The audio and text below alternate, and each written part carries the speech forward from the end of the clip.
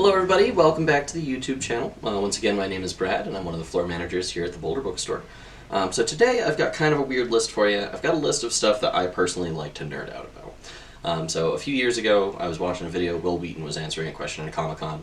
Somebody asked him what's awesome about being a nerd, and part of his response was, being a nerd isn't about what you love, it's about how you love it.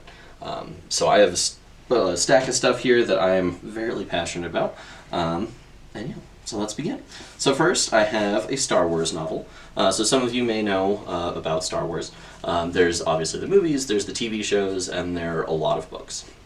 Half the books don't technically count anymore, so they started a new canon of stuff that does count towards the storyline. This is one of the books from the new canon. It's called Catalyst. This is one of my favorite of the new canon writers. James Luceno is amazing, and one of my favorite standalone novels from it. This is actually a prequel to the film Rogue One, so it's about Galen Erso when he's working for the Empire on why he eventually decides to defect. So it's about him and Jin growing up as a child and their family when they're living on Coruscant, and he's working for the Imperial Army. Wonderfully written. James Luceno is a very interesting writer, and he is a very beautiful and fluid writing style that I really appreciated and really enjoyed. Next, I love fantasy. So I have Joe Abercrombie. I've definitely recommended him before in one of my videos. This is one of his standalone novels called Best Served Cold. This was right after his first trilogy. This is the first standalone novel that takes place in the same world. So this is about Monza Mercado. She's a famous mercenary who's seeking revenge on 7 particular people. So she's trying to kill 7 people throughout the course of this book. There are some people like Carl Shivers, who was famous character in the first trilogy, who come and kind of help her along the way. You don't have to read the first trilogy to enjoy this, but you will definitely get more out of the storyline if you read the trilogy first.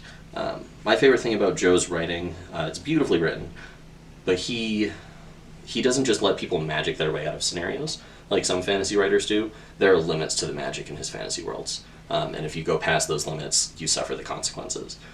I really enjoy that. It makes it more believable while also being completely fantastical, and it's beautiful.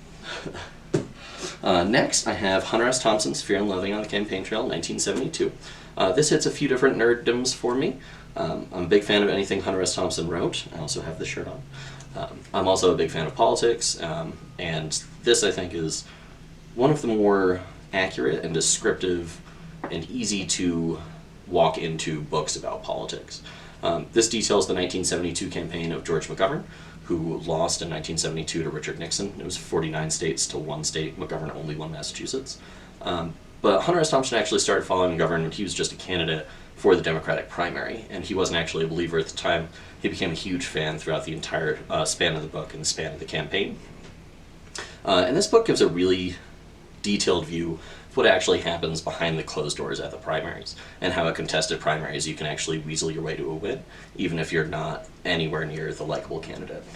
So this was wonderfully written. I do think it's one of Hunter S. Thompson's most underrated books. Everybody focuses on Las Vegas, but I do think Campaign Trail is actually a better overall work. And speaking of wonderful writers, I love to nerd out about literary fiction. Obviously, I work at a bookstore. So Marlon James, I've obviously mentioned him before in my videos as well. Anybody that knows me knows that I dote over him extremely hard. I do think he is the best living author in the United States right now. This was Brief History of 7 Killings. This won the Booker Prize in 2015, I believe. This is actually what got me started on loving the Booker Prize as well, because this book is incredible. And it's also about music, and I absolutely love music. So this is loosely based around the attempted assassination of Bob Marley in 1976.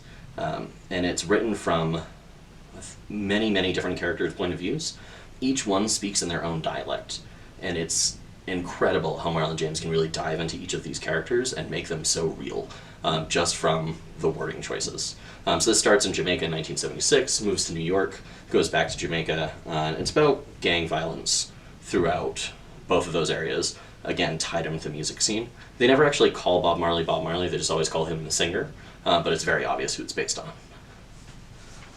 Next, I have Codices Illustrious. This is a beautiful book done by Taschen about the illustrated codexes, or codices, which were created from 400 to 1600.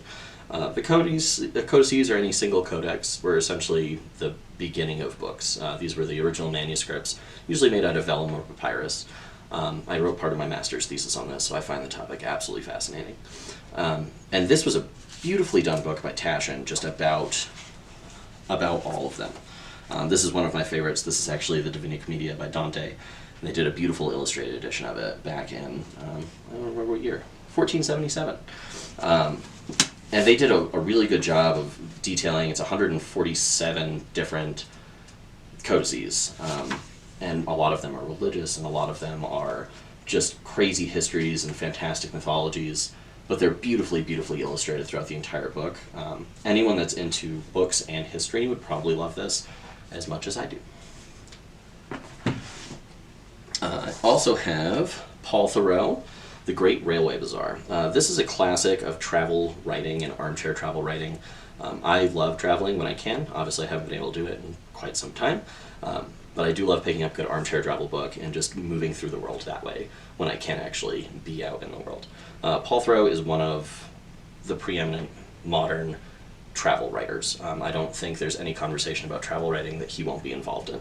He started with this book back in the 1970s, and he has just not stopped. He produced another book last year, actually, about traveling through Mexico. This is him traveling on trains from London to Southeast Asia and back while he was on a book tour over the course of about 7 months.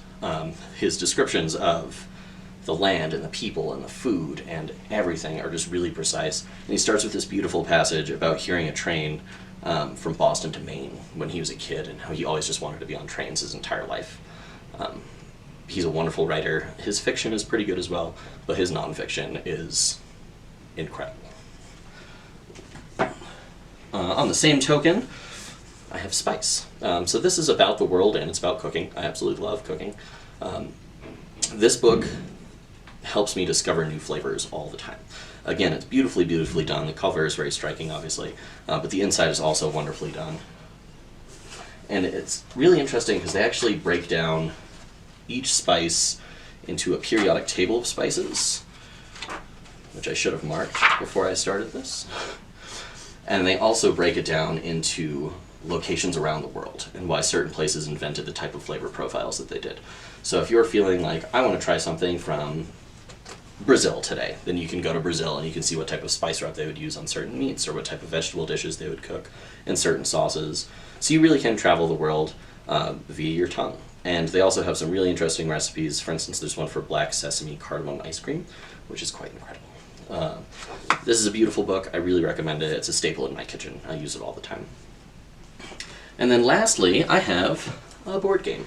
So this board game is called Dice Forge. This is a new one for me. I recently picked it up. My partner and I have been absolutely loving it.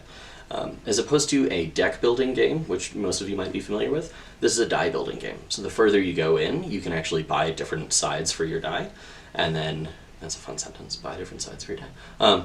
And you can get more powerful rules the further in that you go. So you're a hero, you're trying to impress the gods of Olympus for eternal favor, and you're trying to compete in these different competitions so that you can win, but you're also trying to build up your dice so that they're more powerful as you're rolling them to make the competitions more easy. And it's a lot of fun. It says 45 minutes. It takes us about 30 minutes to play now that we actually know what we're doing.